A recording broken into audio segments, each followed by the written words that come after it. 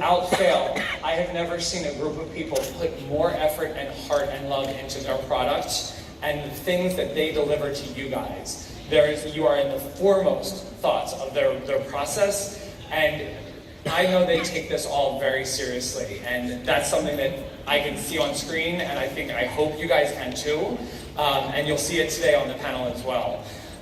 With that said, the fans are so important to this show. There is a bit of a video we would like to share with you before we bring out the cast, so let's watch this. Hey, Olivia Taylor-Dudley, Summer Official, Arjun Gupta, Rick Worthy, Jay Taylor, Brittany Perry,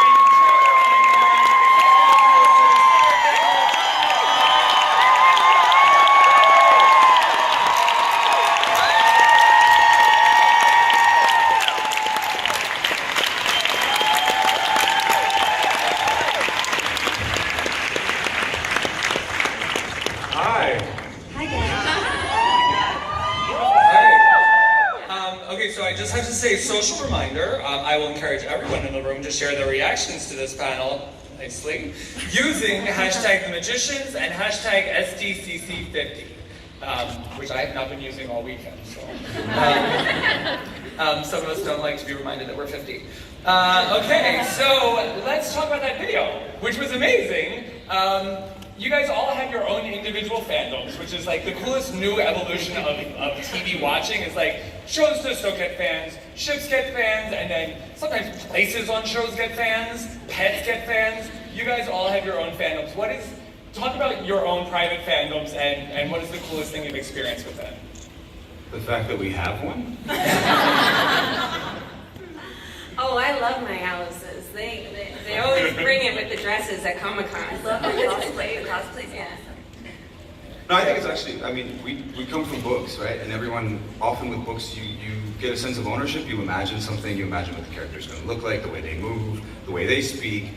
And that can be really intimidating when you're trying to become that person. And so I actually think that it's been such a blessing and has allowed me, when playing Penny, to take even more risks, how supportive you guys have been of Penny, because thank you. So I think besides just our own personal fandom, just to be able to play, for me personally, a character that is just a badass woman. And I get messages from so many of you being inspired by that, and that is honestly the greatest gift I could ask for. I think everyone that I meet now wants to drink with me.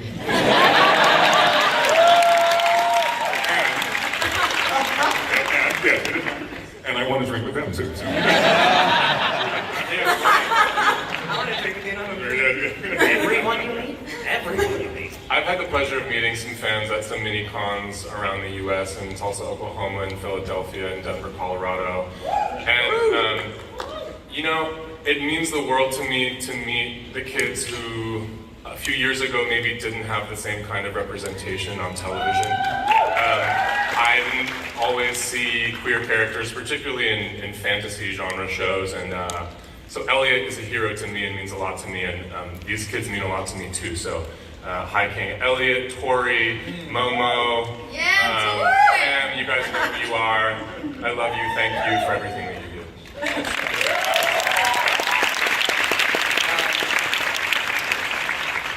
And now, for the producer, I'll get to you guys in a minute. Take your time. Hale, Yeah. Go back to you. What a great season. What a great season. I like it. There were so many puns. It was like, you know, like, what fresh Hale is he bringing today? And like, hell yeah. Like, how great was it to play the monster? But also, did it mess with your head because you didn't actually get to play with your friends in the same dynamic? Yes. I felt like I had to clean slate and start from scratch in a way, which was pretty terrifying. And it was a huge opportunity for me to shake up the expectation of what the audience might think I would deliver. I was told pretty early on, I think John gave me a hint about the monster as someone who might be a child with an incredible curiosity about the human spirit, who doesn't necessarily understand it, and who has a lack of empathy and impulse control, perhaps a complete lack. So I think over the course of the season, I wanted to ground him in all of those qualities, as well as give him a sense of a need to belong, someone who might feel on the outside simply because his brain chemistry is slightly different, or he behaves in the world differently and he isn't quite in touch with social cues. So I thought that all of those little seeds might help me create a new character.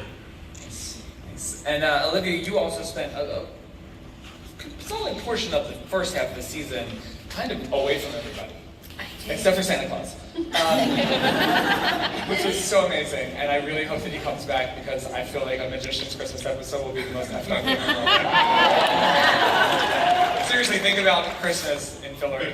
What was that like for you, kind of being pulled away from that group, and also your character getting into a place where she was not really gelling with them when she did come back? Yeah, I mean, I think things for Alice have always been a little hard and dark.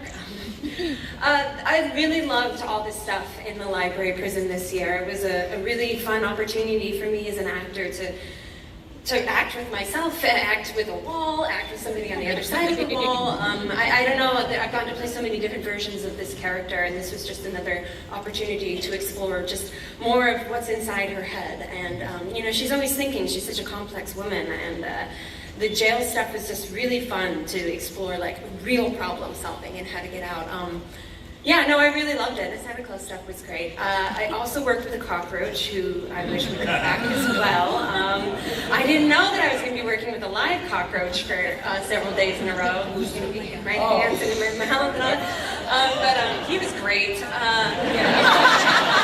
guy. He only bit me about 10 times. No, that stuff was really fun. It's like they're going down the scale. It's like first a sloth, and then rabbits. And Yeah, now I got the cockroaches. cockroach. Yeah. Stella, so much, very much like what Olivia just said, so much of Julia is forged from her pain and the things that she's endured. How important is to you that she has never really veered into that bitterness or that anger?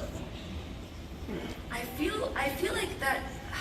Gosh, that's a great question. I feel like that comes with it though, because we all have that naturally, right? But you mean like how it hasn't totally taken over? Right. I think it's just what makes her persevere and keep going. It's like there's always, you know, she's got to save the world. And there's always kind of like that through line that's driving her, you know, to not give up. Because you can't give up, got to keep going, even when you feel like you want it. I want to touch back on something that Jade had mentioned earlier. One of the gratifying things, and I think you guys should agree with this, like when you see, but then we also like have like, we're a little possessive of our shows. So when other people start loving a show, you're like, yeah, it's so good, but I love it more. I loved it first. Go over there. But this year, particularly, a lot of different outlets and websites and newspapers started to report and acknowledge the female power of this show. And it was so great that I was like, I'm looking at like the New York Times, I'm like, I've been saying that for 4 seasons. I want the women to talk about this. It's not that they're written like superheroes. They're written like almost like the best selves we could all be. So let's talk about this. And what do you pull from that? And what do you add to it? Well, first I want to just acknowledge that we have a badass woman at the top creating this. So Sarah Gamble done that.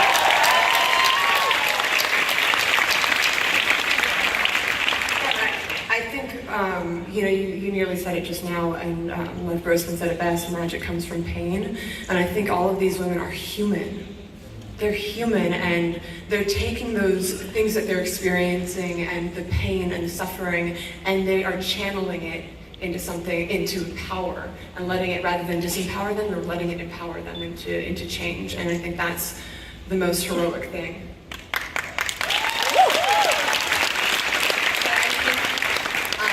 Like speaking about being human, like not every single woman has to be perfect and strong every second of the day, because no woman or man is that every day. And I feel like all of us on this cast, our characters show that you can be vulnerable, you can have depression, you can have anxiety, you can have things you're working through and still be strong. And I think all of us have that. And I know too for Fen, like specifically has had this very quiet and understated strength her whole life that a lot of people don't see. And so for me personally, Fen's kind of a champion of a quiet strength and a person that's been misunderstood and not seen as a strong person, but then she's surrounded by these strong females, like she befriends Margot and Julia specifically, these women that inspire her to be like, you know what, I can be bolder. I don't have to keep putting myself behind other people. And me, Brittany, too. There's so many lines that you guys write, and I'm like, did they write that for me or for friends? Yes. They're the same person. Beautifully flawed. These characters are beautifully flawed. Yeah. And we saw that so perfectly encapsulated in Margot's breakdown in the tent. Girl. Like,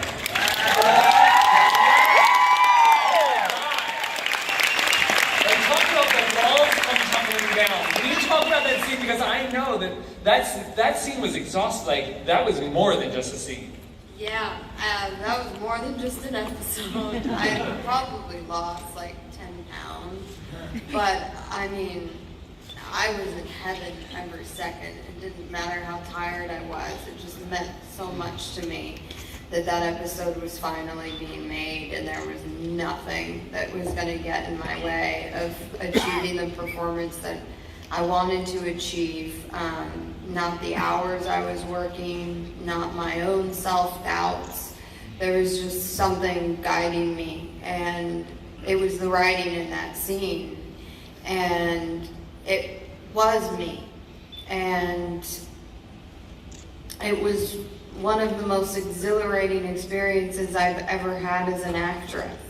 I mean, I still don't fully, understand the experience. I just sort of immersed myself. And I remember there was one take that I improvised, "It's not my shame," and it didn't make the cut, but I wondered after why I said that. And I'm not like Margot. I don't have the voice she has. I'm still finding my voice. But I understand everything she said in that tent. And I think every woman living understands what she said in that tent. And I had the full support of the crew and all the women that were on set. And I just knew it meant something to me, and I knew it meant something to the crew, and I just hoped that it would translate to the audience. I don't know if I'm sounding articulate or making sense, but...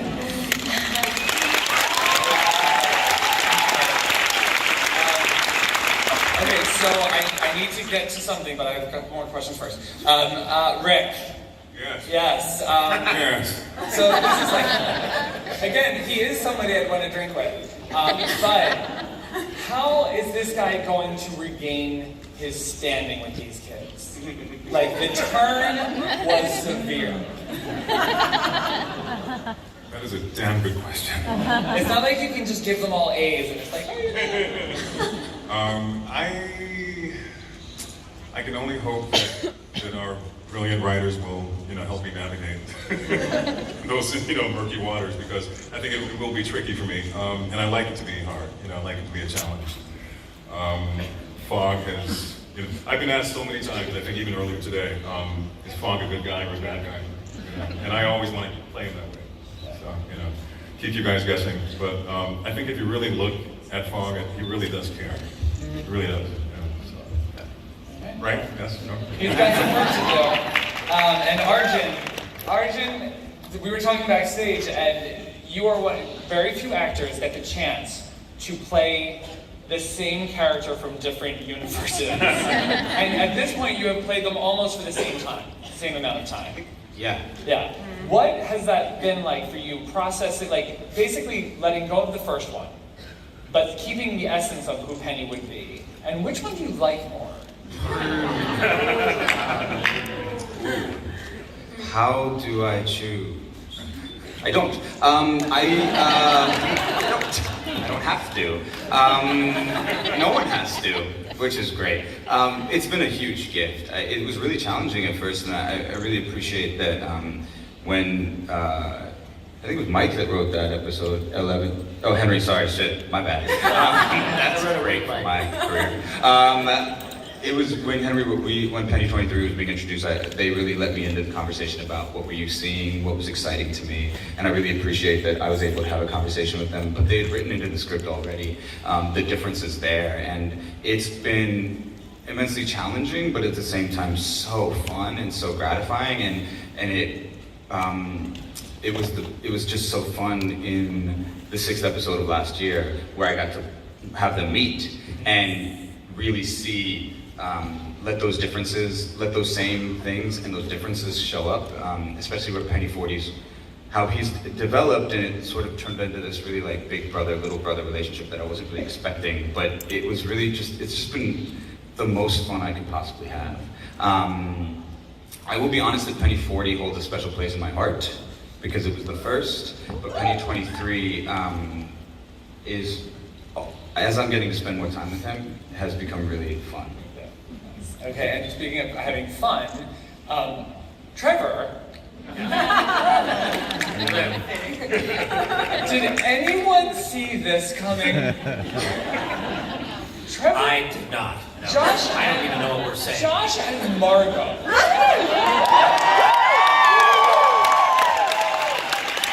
It's one of those things that shouldn't work that works so well. Love story. You guys are cute. You guys are the Donna. You're the Donna Martin and David Silver of Great Guns. What did you think when you found out that that's what was in Josh's future?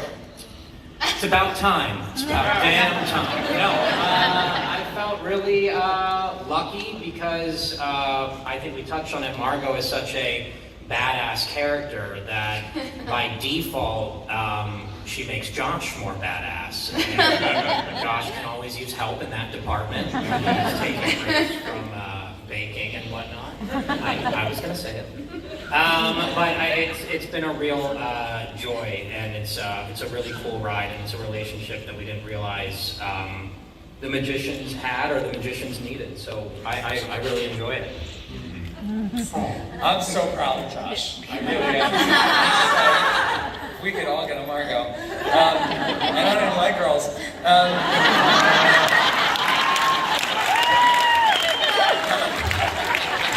So, when we first met Quentin, he was in a position where he could not even advocate for himself. Right. When we said goodbye to Quentin, he had journeyed to a level where he was able to not just advocate for himself, but for his friends, his enemies, and magic. What was it like for you guys to have to film that scene at the bonfire? Oh, the bonfire scene. Oh, you guys were talking about that. I was there when I was you guys, yeah. I think it was cathartic. It was cathartic. I was very cathartic. I think that we've all experienced loss, and you know, when you lose somebody, it's an opportunity for growth and to find out who you really are, and that's just kind of what my character is going through. And when we shot that scene, I mean, it just felt so good for us all to be together and be experiencing that together. It felt like a very human moment for all of us as actors, and what a gift that we get to explore something of that matter on television. And that night was really special, I think, for all of us. And everyone gave a really beautiful performance. It didn't feel like acting. It just kind of felt real. Because, you know, we were saying goodbye to this character and we were saying goodbye to Jason. And it was just kind of like, no acting necessary. Just be in it. Which was like beautiful and sad and all the things, you know. Hale, because the three of you really played the key relationships in his life. Yeah. I think that Elliot's relationship with Quentin is something that he will be processing and reliving for a long time. I am grateful that Elliot got to live out an entire life with Quentin and experience love in a way that I don't think he could before they had that experience in the alternate timeline. So I think that it was bittersweet because there's the beauty of what they have and what they remember, and of course the obvious tragedy of losing someone so deep and so fully connected to your heart. So both those things are true. All right, and on that, we do have a clip from the first episode back that will give you a taste of some of what they'll be going through and how this is all going to be moving them forward, because life does go on. So let's look at this video.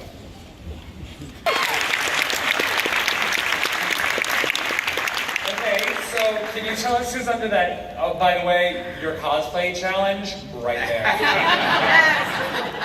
Can you tell us? I'd like to just point out that that scene and that script written by Henry Alonso Myers is the season opener. All right. Okay, so Henry, can you tell us what this quest might entail? Well, Julia has to figure that out because he wasn't willing to give the quest to her. So, I mean, from scratch. it's always been the philosophy of the magicians that in fantasy you may have a lot of rules that come your way, but that's not really how the real world works. And so I think it's probably safe to spoil the fact that Julie doesn't listen to this guy who doesn't give her a quest. Just as we in the world don't have to listen when someone says not to do something. It's not really in her nature, that's not who she is. So it's something she decides to seek out and try to stop herself. Can you tell us who is under the makeup? Sean McGuire is the actor's name. Okay, so you got him as a guest star. You have a 10 years. He's wonderful. He's like one of my oldest friends. We Got- did a show together like 10 years ago. He's awesome. Okay, so we've got him. You've got a couple other names coming in, correct? Including one that Miss Brittany knew about yesterday when she was on our TV Guide Magazine Fan Favorites panel with her. I wasn't supposed to say anything. I was so scared. You and she were both so good. Does anyone watch American Gods? Are you familiar with the most gorgeous invaginator that ever was? Yes. TV Badaki. We've been wanting to get her on for a long time. Excellent. I love her, and she makes an appearance this season. As does, have you guys seen that show You on Netflix? Vito Paco? Yeah. Luca Padovan plays a very important role early in the season, and he knocks it out of the fucking park. I'm really excited for this. Nice. Wow. Excellent. We are going to get some fan questions going. I think that's right back there. And while they line up, what can you tell us about the musical episode? And will Jade be hitting that note again? Yes. Oh no, Jade can hit much higher notes. I once asked her, I think in maybe season 3 or I can't remember, do you have a 3-octave range? And she said, 4-octave range. Hence the genesis of the line, 4-octave range, bitch. Yeah. There will be a musical episode. It will be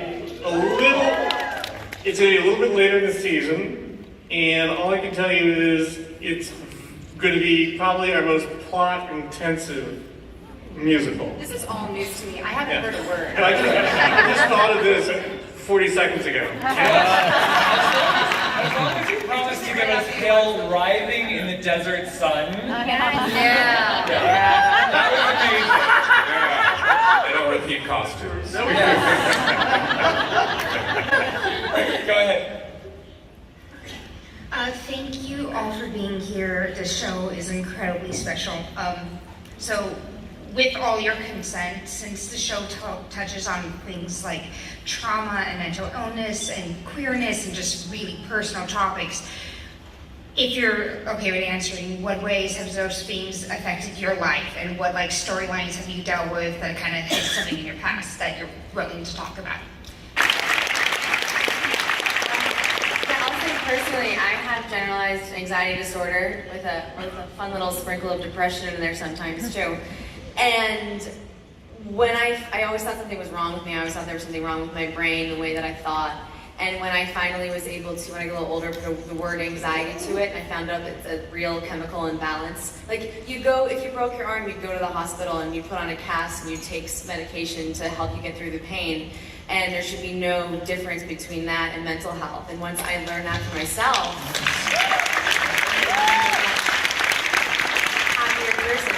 And also mental health issues don't look like sadness all the time. I mean, some of our biggest heroes, and like Chris Farley, all these huge people that are happy and laughing, and I'm one of those people. Like, I am a happy person who's also horribly anxious sometimes, and so it doesn't look like what you think it is, which is just a reminder, like, reach out to your friends, even the friends who are the loudest and the ones that are making the jokes and are always smiling. It doesn't mean that they always feel that way.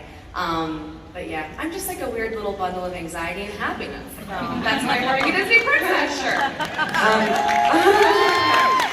I want to just touch on that really quickly because I think you're asking a very personal question, and it really resonates. And but I don't want to get into those details because we don't have enough time. But the thing that I'm learning still is that no matter how many things that I've dealt with, whether that's abuse, confusion about sexuality, whether that's just my own mental health issues, the thing that I want to convey to everybody is that there's nothing wrong with you. And I'm still having to learn that myself, is that I've been trying to fix myself my whole life and going to all these different self-development things. I'm getting really emotional about it. I'm crying too. Yeah. But the truth is, there's nothing wrong. Like, we're all human, we're all dealing with things, and that's perfect, just as it is. I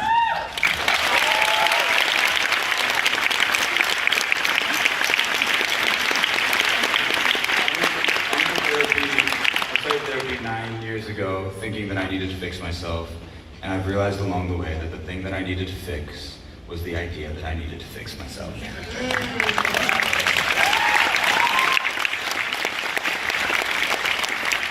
Will you say after so we can all give you a hug? I was just gonna say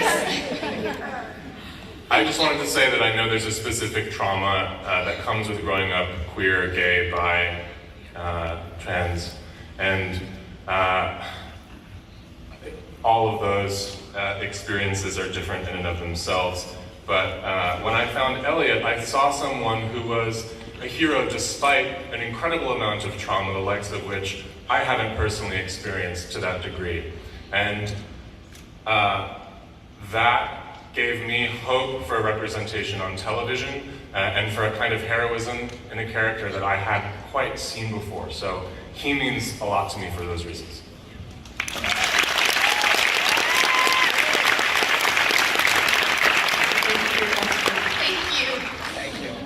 Thank you. Hey. Ooh, aloha. Oh. Aloha to you too. I'll make my introduction pretty brief. You guys are amazing. My question is for Summer, though. Like he is. You just came from Hawaii. We can go together, it's fine. Do you believe in magic? Because I'm actually sensing some magic between us right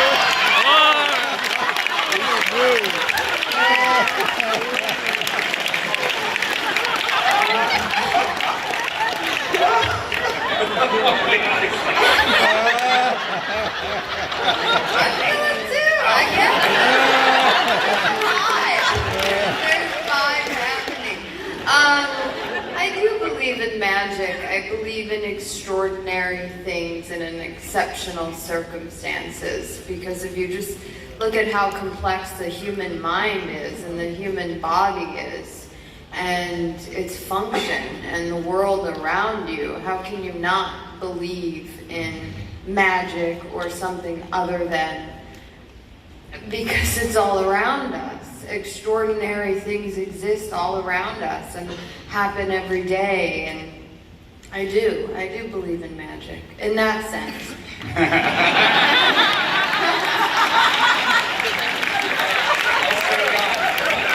And I like your shirt. thought I had seen everything at Comic-Con. Everything. And I've seen some stuff too. Oh, you're cool. I like you already. Hello. Hello. Never thought I'd be love all of you. Trevor, this one is for you. I really enjoyed seeing your character develop. You kind of started as like a side character and you were pretty central in this last quest. And your character's relationship with Summer's character is great. How has that growth been for you as an actor? Because I've enjoyed it as a fan.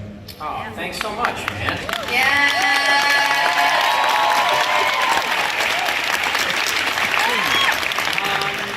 It's a ton of fun. This group of people is, we are a very close-knit family by default because we work so closely together, but like all families are. But we really embrace all the challenges that are thrown at us, not only as characters, but as actors. And I'm really thankful to the writers that get to give all these characters a voice. So it's like you said, you jump on a series and you don't know how long that journey is going to be. And to say that I'm sitting here at Comic-Con filming season 5 with this wonderful group is such a blessing. So I'm going to continue making Josh as fun and crazy and expanded as I need to. So thank you very much.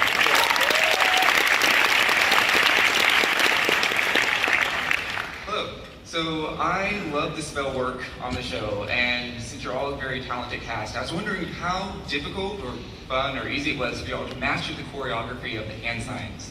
Oh my God, it's bloody impossible. Okay. You, Summer? It's hard. It's easy, but it's not impossible. I made that shit up. Heavenly, if you're watching this, I'm so sorry for all of these people saying Oh, he knows. Heavenly is our choreographer for our tutting, and he needs the moment to shine, right?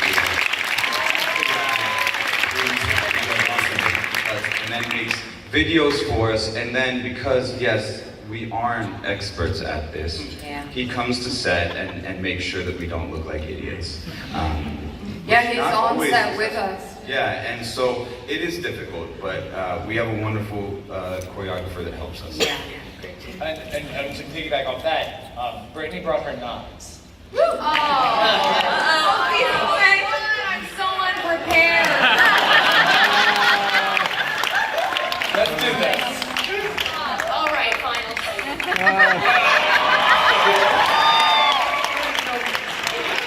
Careful, Rick. Front row, just watch your eyes, please.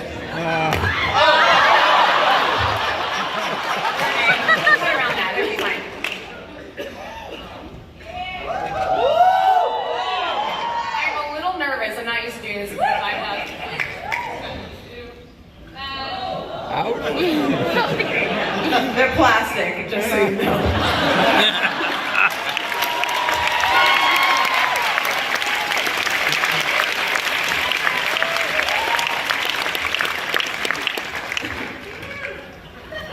What's up, Spider-Man? What's up, Spider-Man? Hi, I'm John from LA. Just a quick question that I want to know since I've seen the first episode. One, if you all were in Harry Potter, what house would you be? And which character would you pick to beat up? Because I feel like you guys could take the whole Harry Potter cast. What a violent question. I would beat up. Oh, no. I'd be in Ravenclaw and I'd punish Draco.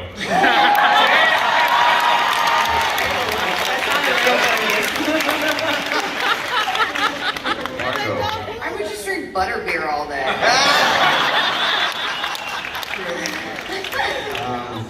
Yeah, our characters are us personally. What house would we be in? What movie would we be in? Penny. Where do y'all think Penny's gonna be? Slytherin. I'd definitely be Slytherin. I'm a Gryffindor. All right. Okay, Slytherin's the loudest. Slytherin. Thank you. Okay, apparently I was just told that had to be the last question because I have to announce something. It's just one more. Let him go. One more? Okay, you go. Yeah. Thank you, Damien. I'm also Damien, so you spell it right. My question you took, but what would be each of your characters' theme tunes? Characters. No, theme songs. Penny would be something by Wu-Tang. Show me that smile again. Always another minute.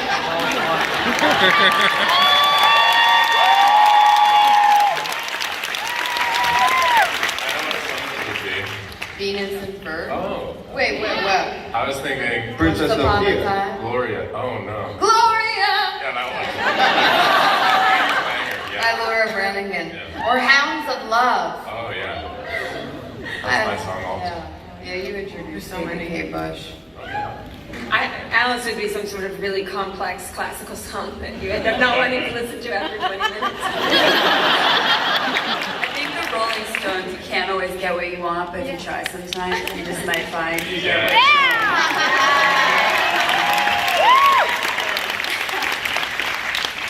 Fogs would be the theme song from Cheers. No, I know the theme song. What's my theme song? Ready? Well, we're moving on now to the east side, To a deal of some puppet in the sky. we're moving on now to the east side. We finally got a piece of the pie. He's over the wheel. Took a whole lot to run in just to get up that hill. Now we up in the big league, getting up, turning back. Long as we live, you and me, Kenny. Ain't nothing wrong with that. We're moving on up.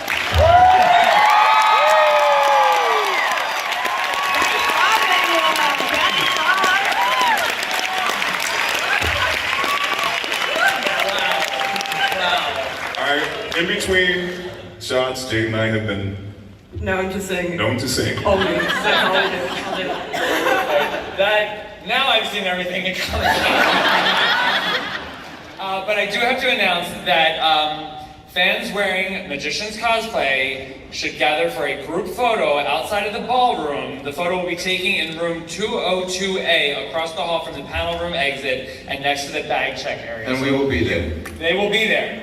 So this is a cosplay group photo with the Magicians. So head on over there and get your picture taken. I want to thank these incredible people. I want to thank you